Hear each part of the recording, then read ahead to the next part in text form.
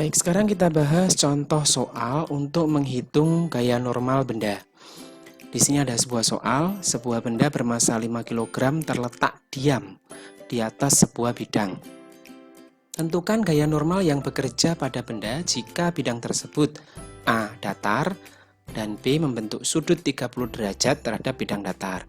Kita mulai dulu ketika benda berada pada sebuah bidang datar.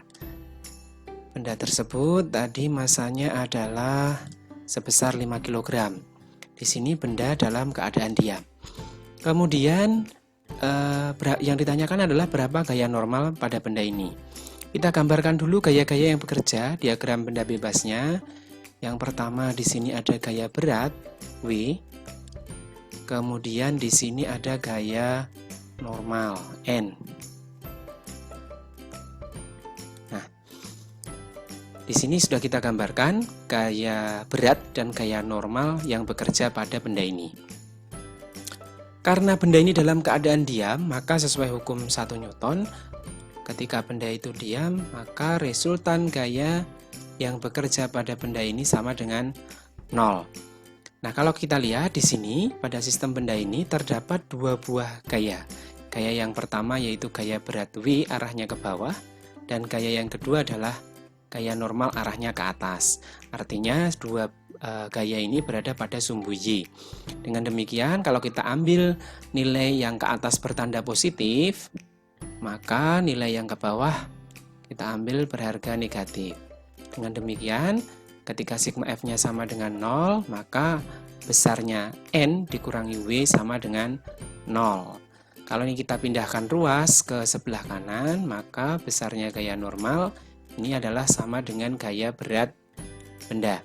Dengan demikian besarnya N ini sama dengan M dikalikan dengan G. Maka besarnya gaya normal ini sama dengan massa benda pada soal adalah 5 kg dikalikan percepatan gravitasi pada benda adalah 10 meter per sekon kuadrat. Maka besarnya gaya normal adalah sebesar 50 Newton. Ini adalah ketika benda berada pada bidang datar. Lalu bagaimana ketika benda ini berada pada bidang miring? Kita gambarkan dulu misalkan bidang miringnya seperti ini. Ini bidang miring, kemudian benda berada di sini. Nah, yang pertama kita gambarkan adalah gaya berat yang bekerja pada benda. Ini adalah gaya beratnya ke bawah, yaitu sebesar W. Sudutnya tadi di sini kemiringannya adalah sebesar 30 derajat. Nah, maka di sini kita perlu uraikan vektor komponen W ini ke arah sumbu X dan sumbu Y atau menuju ke arah sumbu yang sejajar dengan bidang miring. Kita gambarkan dulu sumbu yang sejajar dengan bidang miring. Ini sumbu X sini, kemudian yang tegak lurus terhadap bidang miring ini adalah sumbu Y. Kita gambarkan dulu yang pertama. Gaya berat W ini bisa kita uraikan ke sumbu X. Kita gambar dulu gaya yang bekerja pada sumbu X. Gaya yang bekerja pada sumbu X. Ini kita tarik ke sini. Ini adalah gaya berat, komponen gaya berat yang ke arah sumbu X, kita sebut Wx. Kemudian yang di sini kita uraikan ke sini, ke bawah.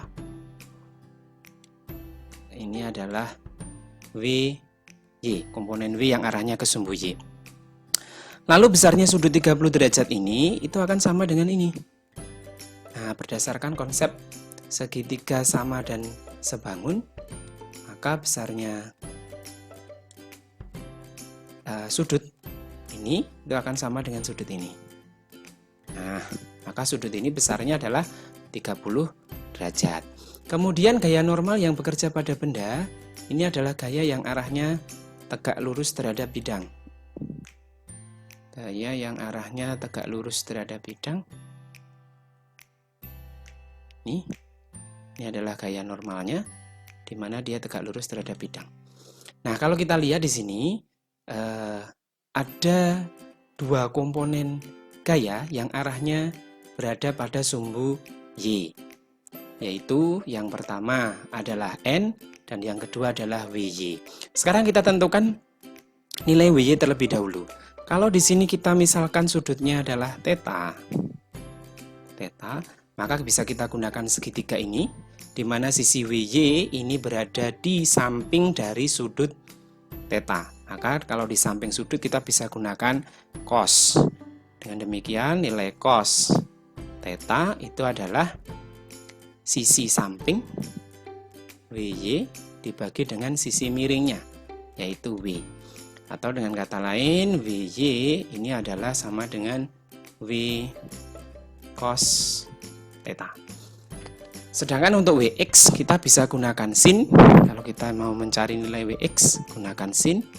Nilai sin theta ini sama dengan sisi depan dibagi dengan sisi miring.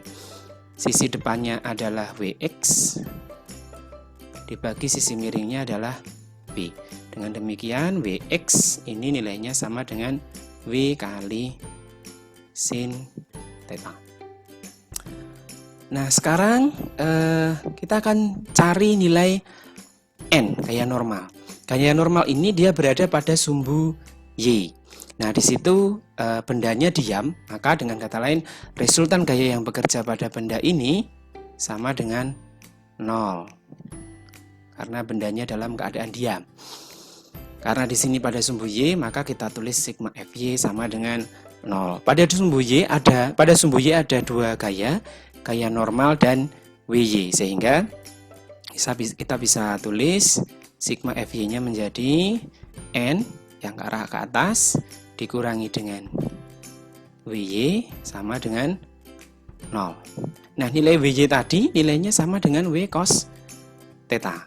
Kita masukkan di sini nanti N dikurangi dengan W kali cos theta, ini nilainya sama dengan 0. Sekarang kita pindah ruas, W cos theta kita pindah ke sebelah kanan, sehingga dengan demikian N ini sama dengan W kali cos theta. Nah, kita bisa hitung besarnya N sama dengan W itu adalah hasil kali antara massa dan percepatan gravitasi.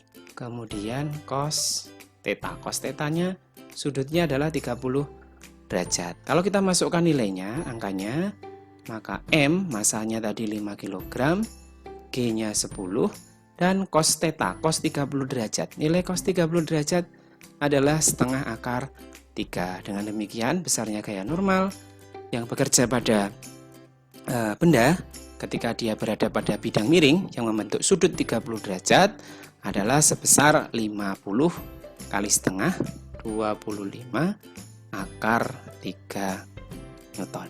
Nah demikian besarnya gaya normal yang bekerja pada benda, yang pertama ketika dia berada pada bidang datar, dan yang kedua ketika benda berada pada bidang miring yang membentuk sudut 30 derajat.